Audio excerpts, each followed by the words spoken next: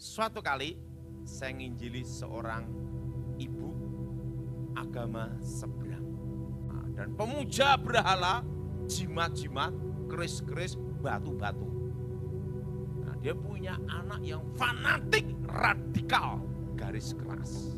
Waktu saya injili dia mau percaya Yesus. Waktu itu saya berkata, serahkan jimat-jimatnya. Wah, jimatnya diserahkan. Waktu jimatnya diserahkan, anaknya ngamuk marah. Tapi tetap saya bakar. Begitu saya bakar, dalam nama Yesus setan keluar, setannya ngamuk. Apa yang terjadi? 2 hari kemudian, ibu ini mati.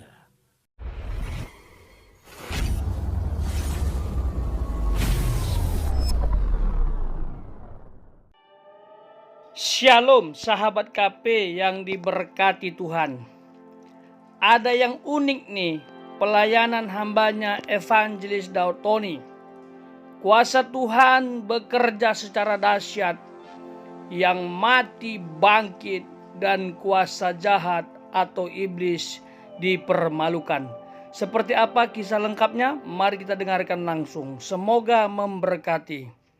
Nah, pengalaman saya ketemu malaikat, saya masih ingat waktu saya baru bertobat. Waktu itu saya diajar doa Bapa kami sama pendeta. Berkali-kali saya suruh menghafalkan doa Bapa kami, tidak hafal-hafal. Bapa kami di surga, dikuduskan namamu, jadilah kehendakmu langsung.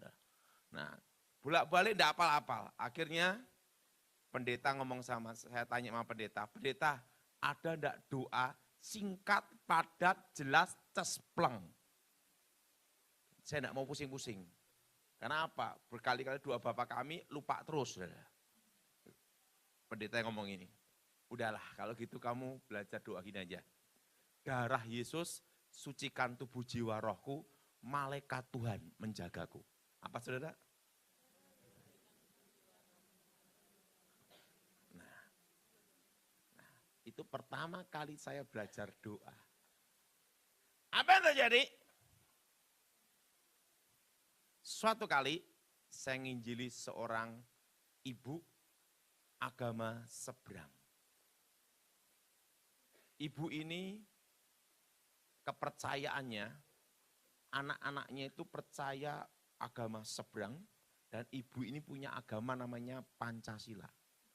Semua agama ikut. Kristen, Islam, Hindu, Buddha ikut. Tapi KTP agama seberang.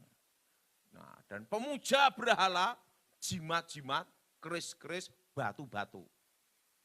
Nah, dia punya anak yang fanatik, radikal, garis keras. Waktu itu saya datang ke ibu ini, Bu, maukah engkau percaya Yesus?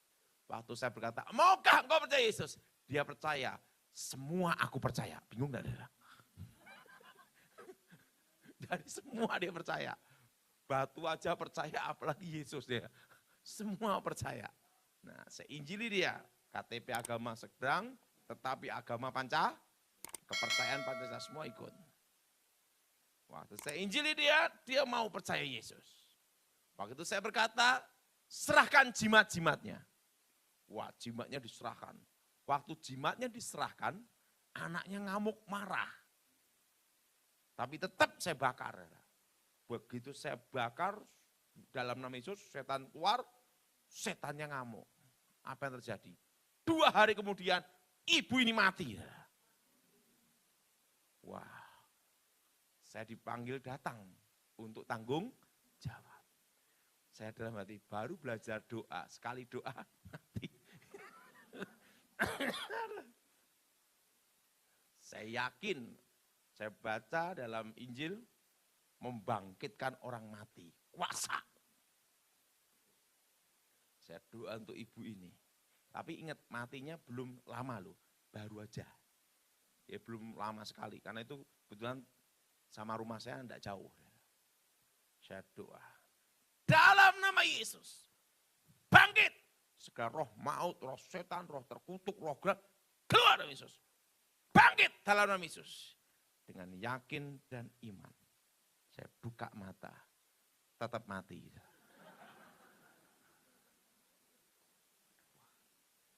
Aduh, saya doa lagi. Nah, saya dalam itu setan keluar. Saya doa lagi. Dalam nama Yesus, Tuhan tunjukkan kuasa-Mu. Ini menyangkut hidup saya Tuhan. Anaknya ini fanatik garis keras. Waktu pembakaran jimat anaknya tidak terima. Nah sekarang ibunya mati. Ini jadi masalah ini. Tuhan tolong saya. Saya doa dalam nama Yesus. Saya dapat penglihatan jelas sekali. Roh jiwa ibu ini diambil setan. Setannya hitam, tinggi, besar. Saya lihat wajahnya gini. Dan roh ibu ini sudah keluar dari badannya, diseret keluar sampai pintu. Langsung saya doa, dalam nama Yesus. Segala roh jahat, roh setan, roh terkutuk, keluar dalam Yesus. Dan roh ibu ini masuk dalam tubuhnya, hidup dalam nama Yesus. Dengan yakin dan percaya, saya buka mata, tetap mati. Waktu yang kedua itulah, saya udah putus asa, udah pasrah. Ya udahlah, kehendakmu Tuhan yang jadi. Tiba-tiba ibu ini batuk, hidup lagi. Dah. Dari itu saya lihat satu hal. Kalau ditanya saya, Pak Daud pernah doa membangkitkan orang mati? Saya merasa belum pernah. Karena waktu tak doain tetap mati. Nah setelah yang saya pasrah, hidup sendiri. Jadi Tuhan yang menghidupin, betul? Karena waktu yang pertama tak doain, tetap mati. Kedua, tetap mati. Nah, akhirnya saya pasal udah buka mata, sudah. Saya siap untuk ngadepin anaknya. Udah, berarti yang bangkitan orang mati siapa? Tuhan Yesus, bukan saya. Kenapa bukan saya? Oh tak ada 2 kali itu mati. Dan apa yang terjadi? Anaknya ngamuk. Tiba-tiba saya dengar suara. Aku diutus dengan pedang terhunus untuk menjaga kamu. Suara malaikat itu ada di telinga. Ini pengalaman saya mendengar suara malaikat itu di telinga. Saya langsung buka mata. Lihat lagi. Karena apa? Ini anaknya udah ngomong, gitu loh. Udah mau lari mau mukul saya. Saya di telinga, saya tidak lihat apa-apa. Roh Kudus bicara sama saya. Kalau Tuhan bicara, itu di sini. Ini pengalaman hidup saya. Kalau Tuhan bicara, itu ada di sini. Roh Kudus, suara Tuhan itu di sini. Di hati. Tapi telinga apa semua dengar. Itu Tuhan. Tapi malaikat itu di telinga. Saudara Tuhan. Tenang, jangan takut. Aku menyertai kamu. Mengutus malaikatku dengan pedang terhunus. Tapi kan tidak lihat malaikatnya. Wah dia ngomong, lari. Wah, udah deket ini. Waktu deket tuh baru mikir saya. Sebelum bertobat saya punya ilmu kebal. Setelah tobat kebal hilang. Ini sekali pukul bisa mental berapa meter saya. Waktu itu saya baru bertobat, beratnya hanya 30 kilo. Kurus kecil. Nah, yang ngamuk ini tangannya 2 kalinya saya. Sekali pukul kan mesti sana. Waduh, seperti gini. Wah, saya pasrah udah. Saya udah, Tuhan kehendak-Mu yang jadi. Waktu saya begini, tiba-tiba dia mukul saya tuh gini dong. Muter lagi. Berapa kali mukul, muter. Jadi dia itu mukul saya kayak gangsikan. Wong. Gitu. Kayak Tom Jerry itu. Pukul, muter. Saya kaget. Mau nyentuh samping saya itu enggak bisa, muter terus. Tiba-tiba saya lihat satu sosok. Itu pertama kali saya lihat malaikat. Tingginya 3 meter. Rambutnya putih berkilau seperti perak. Matanya ini saudara, itu seperti cahaya intan berlian, tembus pandang. Dan ininya saudara, itu seperti tatahan es. Dan muda. Hidungnya mancung, tidak pesek.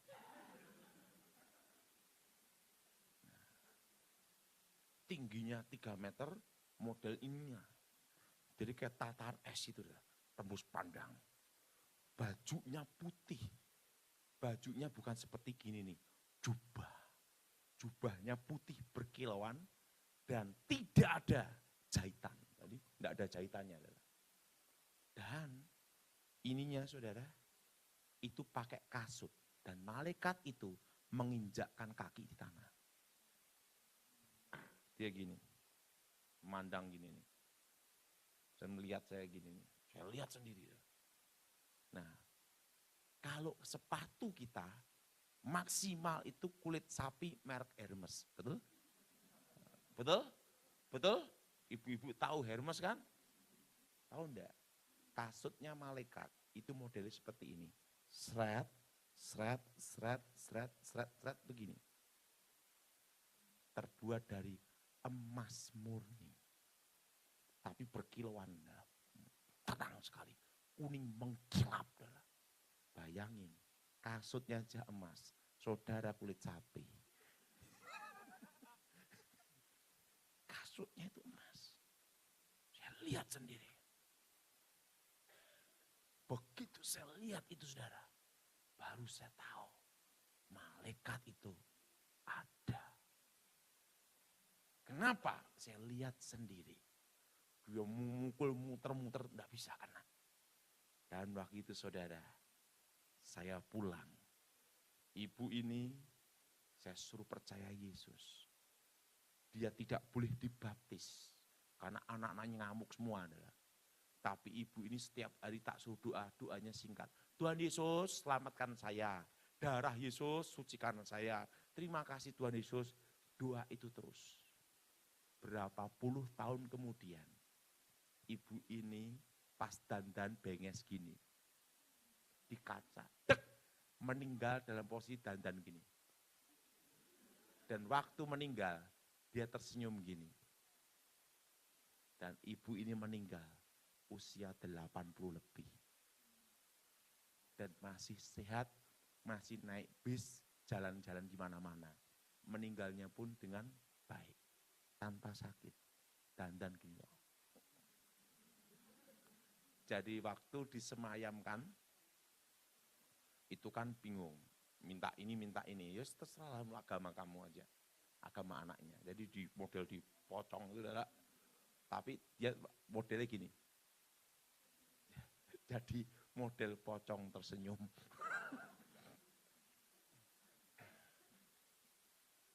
Malaikat itu ada. Menjaga, melindungi orang percaya. Amin. Amin. Walaupun engkau tidak melihat, engkau harus percaya. Berbagilah orang yang percaya, walaupun tidak mau. Tapi ingat, malaikat itu ada. Terima kasih sahabat sudah mendengarkan video ini sampai selesai ya. Jikalau ada pendapat silahkan isi di kolom komentar. Bagaimana? Apakah kita masih meragukan kuasa Tuhan?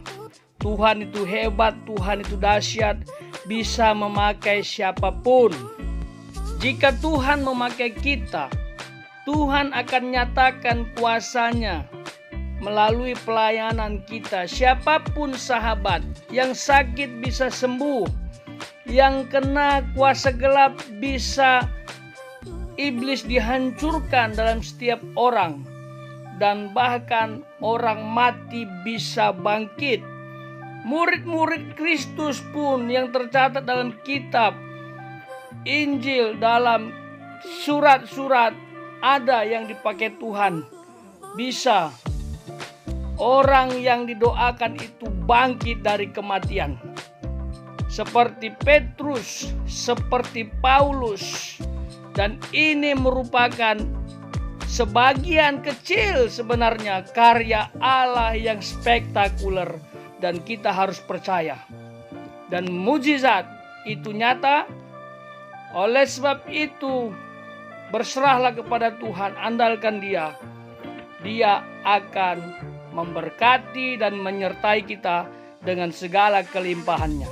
Saya berdoa supaya setiap sahabat semakin berkenan di hadapan Tuhan, dan iblis gemetar tatkala melihat anak-anak Tuhan yang luar biasa. Tuhan Yesus memberkati.